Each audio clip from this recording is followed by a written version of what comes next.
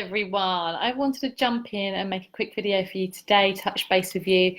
And I wanted to talk about the kind of symptoms that some of you may be suffering, things like varicose veins, cellulite, heavy periods, anxiety, depression, headaches, heavy bleeding, PMS.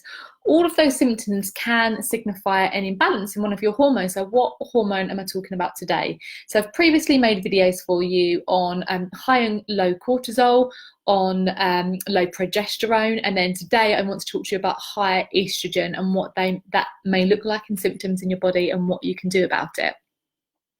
So too much estrogen can be caused by a number of things, and I'm going to go through some of them in this training, but your estrogen may just be too high.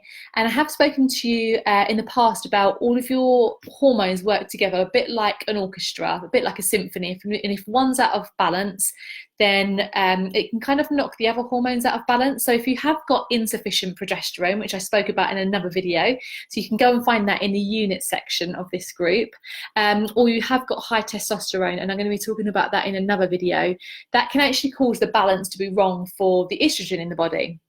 Now, the problem with having too much estrogen in the body, apart from the symptoms, some of which I've mentioned already, is the leading cause of estrogenic cancers. So things like thyroid cancer, breast cancer, ovarian cancer. So real risks for women that we want to reduce, we want to minimize. So I want to give you some tips that can help you today. So there's three main things that we need to look at to make sure that the estrogen isn't too high in the body. The first one is digestive health, which is really important for all health. You know, you don't want to feel discomfort in the digestive system, bloating, constipation, diarrhea, acid reflux, anything like that shows that you've got an imbalance in the gut health. So life is actually uncomfortable when you've got this imbalance in gut health anyway. So first of all, we want to look at digestive health. And when I work with my clients, this is something that we always look at. It's really important to your overall health. We also need to look at your liver support. And I see this with a lot of women, if they've got like headaches, migraines, any problems with the eyes, like watering eyes, it kind of shows me that their liver's not functioning properly. You may have seen it in people when they've got like kind of the whites of the eyes have gone yellow as well. So that means we need to support the liver. That really helps with hormonal balance. And the last thing is we need to make sure that you're eating foods or taking supplements that are actually helping you increase the good estrogens in the body and actually metabolize the harmful estrogens as well. So let me give you some tips today on 3 things that you can do to help and 3 things that may harm that you want to stop doing. So the first one that I want to talk to you about is cruciferous vegetables. So do you know about cruciferous vegetables? These are the things like the cabbage, the broccoli, the Brussels sprouts.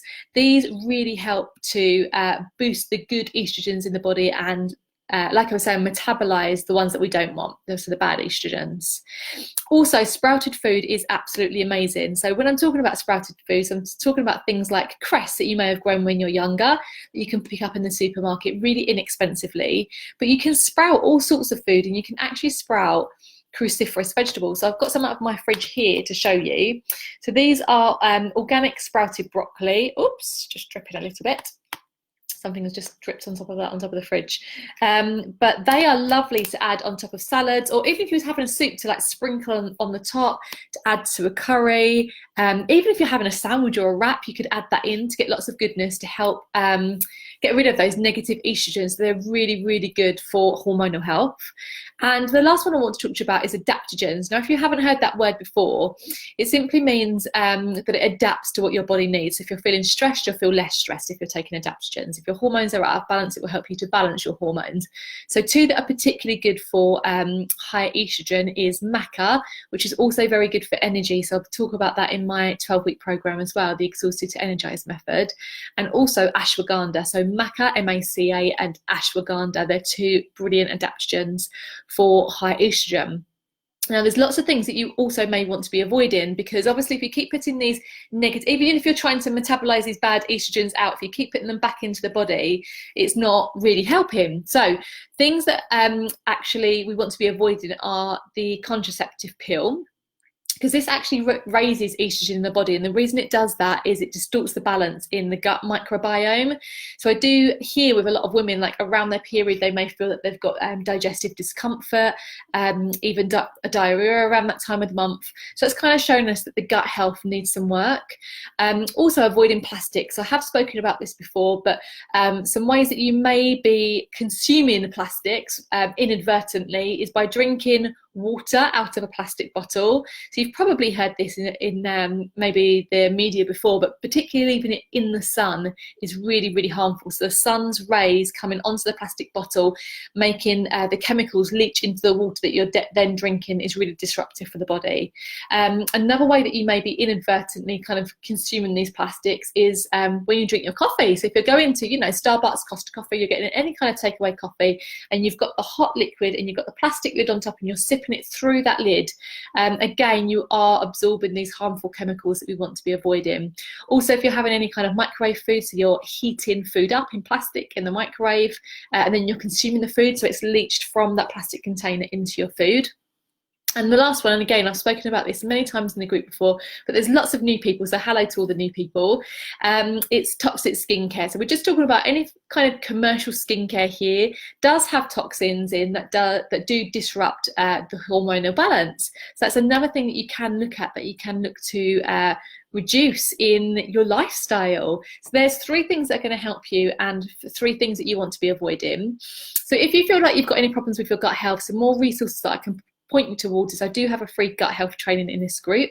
I mentioned the unit section already, so lots of the trainings I've tried to put in an order for you so you can find them easily. So head over to the unit section in this group and you can find the request to get my free gut health training, so I can send that to you. But ultimately, if you have some of these symptoms, take them seriously. Don't just put up with them as normal and just accept them. Look at it that your body's communicating with you, is trying to give you a message that not all is well, okay? And you need to respond to that. So I ran a training last Thursday, and loads of you joined me live, and it was really, really fun to do that training with so many of you live, so many comments, interacting with so many of you. So I'm going to run it again this Thursday. It's going to be at 11 o'clock, and I will post the link to that in these comments. So if you didn't register last time or you missed it and you'd still like to come, I'm going to run it again this Thursday. So I'll be talking in that training more about how to balance these hormones naturally. So the training's about 60 to 90 minutes, depending how interactive you ladies are. So I can give you a lot more information than what I can give you in a 5 or 10-minute live video here. And the other thing is, if you can't make that training, or you don't enjoy online trainings, whatever it may be for you, is I run a 12-week program. This is what I do with women all of the time. You can find out more about it during that training, or you can comment below here in this video, drop me a private message, any way that you want to contact me. I'd love to share more details with you if you're serious about balancing your hormonal health, and I would love to help you do that. So this video was about high estrogens in the body, and I'm going to make a separate post with all of the symptoms that you may have, and you can have a look, like how many are you marking? Are you marking 1, 2, 3, 4, 5 or more? I would suggest that if you're marking more than 3, then you really want to be looking at balancing this hormone in the body. So I'll make that post separately. Let me know if you've watched this live, if this is helpful for you, and what actions you're going to take from it, because it's always about taking the action. It's not just about listening to the information. We actually need to make sure that we're taking action to make us feel a little bit more balanced and a little bit happier in our bodies. I hope that's helpful. See you soon. Bye.